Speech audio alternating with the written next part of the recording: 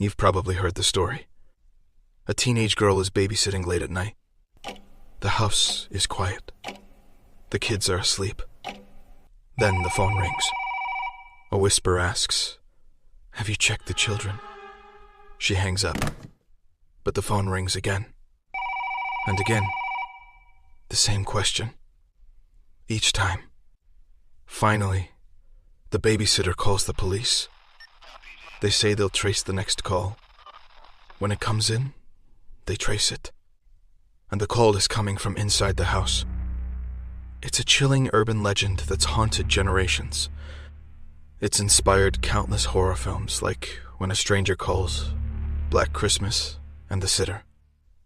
But what if I told you this story wasn't just a tale told around a campfire? What if I told you it was based on a real girl? Her name was Janett Christman. Janett was born on March 21st, 1936, in Columbia, Missouri. She was the oldest of 3 girls in a hard-working, well-respected family. Her parents, Charles and Lula Christman, owned Ernie's Cafe and Steakhouse. The family lived above the restaurant, running a modest but honorable life in the quiet college town. By 1950, Janett was 13, smart, dependable, and mature. The kind of girl who wouldn't just be on time, she'd be early. Everyone knew she was one of the best babysitters in town. Easter was approaching, and Janett had her eye on a beautiful burgundy suit. She just needed one more babysitting job to pay it off. She got that job on Saturday, March 18th. That night, she agreed to babysit for 3-year-old Gregory Romack, the son of Ed and Ann Romaclose family friends. Her friends begged her to come to a party, but Janett chose responsibility. She arrived at the Romack home around 7:30 p.m. Little Gregory was already asleep. The Romacks told her he'd be no trouble. Before they left, Ed even showed her the loaded shotgun by the door, just in case. It was a different time. Janett settled into the quiet house. Outside, the weather turned brutal rain. Sleet, wind. The kind of night when everyone stayed home. At the Boone County Sheriff's Office, things were quiet. Until 10:35 p.m. That's when Deputy Ray McCowan answered a call. On the line, a young girl screamed, "Come quick!" Then silence. The line went dead. There was no time to trace it. The telephone switchboard had closed for the night. The girl never called back. At 1:35 a.m., Ed and Ann Romack returned home. Ed noticed the front door was unlocked. Strange. Inside, the lights were on. Then he saw her. Janett Christman was lying on the living room floor. She had been brutally beaten, raped, and strangled with the cord of an electric iron. A few feet away, the landline phone dangled off the hook, the reason Ann hadn't been able to reach her earlier. Janett had fought back. Hard. Blood smears and fingerprints were found throughout the house. Ann sprinted upstairs to check on Gregory. He was still asleep. Unharmed. Ed called the police immediately. Boone County Sheriff Glenn Powell arrived quickly with detectives and bloodhounds.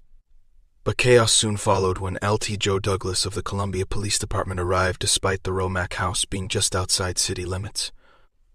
The jurisdictional turf war began. And with it came miscommunication, mishandled evidence, and a fractured investigation. Search dogs tracked a scent from the back door, through the muddy yard, and over a mile away before losing the trail. Footprints were found outside a broken window, likely smashed with a garden hoe. Mud was found on the piano beneath it. Some believed this was the killer's point of entry. Others thought he'd been let in. Ed had told Janett to turn on the porch light. If someone came to the dorande, that light was on. The shotgun by the door was untouched. The killer had known where to find the iron. He knew the layout. He knew her. This wasn't random. This wasn't the first time Columbia had seen violence like this. Just 3 years earlier, 20-year-old Marilou Jenkins had been raped and murdered under eerily similar circumstances. a man named Floyd Cochran was arrested, confessed under duress, and was executed. He later recanted. Many believed he was innocent. In the months before Janett's death, Columbia had been plagued with reports of prowlers, peeping toms, and assaults. A 16-year-old girl babysitting on East Sunset Lane was raped by a man in a homemade mask. Days later, a Stevens College student was attacked in her own home. Then, another woman was raped at gunpoint near Hinkson Creek. A man named Jake Bradford was arrested, confessed to 2 of the assaults, and the incident stopped for a while. But then Janett was killed, and Columbia's fear returned. One name kept coming up: Robert Mueller. Mueller was 27, married, a father, and a friend of Ed Romack. A man with a mechanical pencil always clipped to his shirt pocket hand, a deeply troubling interest in young girls. He knew Janett. She had babysat for him before. Ed recalled Mueller making inappropriate comments about Janett, her body, her maturity. Anne, Ed's wife, said Mueller once tried to grope her while helping hem a dress. She described him as a man who doesn't use words, he uses his hands. The morning of Janett's murder, Mueller called her to ask if she could babysit. That night, Mueller was at the same party as Ed and Anne. But during the evening, he left claiming he had to meet a doctor for his sick son. He was gone for 2 hours. The doctor later confirmed no such visit happened. The next morning, Mueller called Ed. He asked if Ed needed help cleaning up the blood. But how did he even know there was blood? The murder hadn't yet been made public. Later, Mueller spoke with Ed about how he thought the killer got in. He theorized that breaking in through a window would be too loud, and suggested the killer might have just said, "Ed sent me to get poker chips." It was an oddly specific scenario. Police questioned Mueller. But instead of arresting him properly, they drove him to a remote farmhouse and interrogated him all night. Then he passed a polygraph test in Jefferson City. Despite overwhelming circumstantial evidence, Mueller walked free. No charges were ever filed. In the wake of Janett's murder, lives were shattered. The Romacks eventually moved to Idaho. The Christmans remained in Columbia. Robert Mueller relocated to Tucson, Arizona.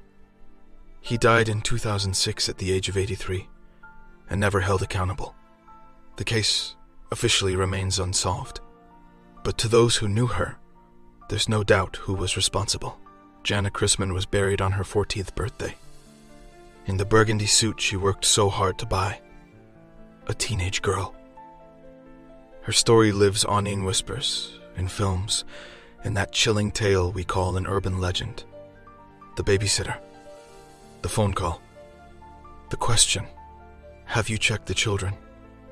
But sometimes, the scariest stories aren't just stories. They're warnings. And sometimes, the monster isn't a stranger at all. It's someone you already let inside.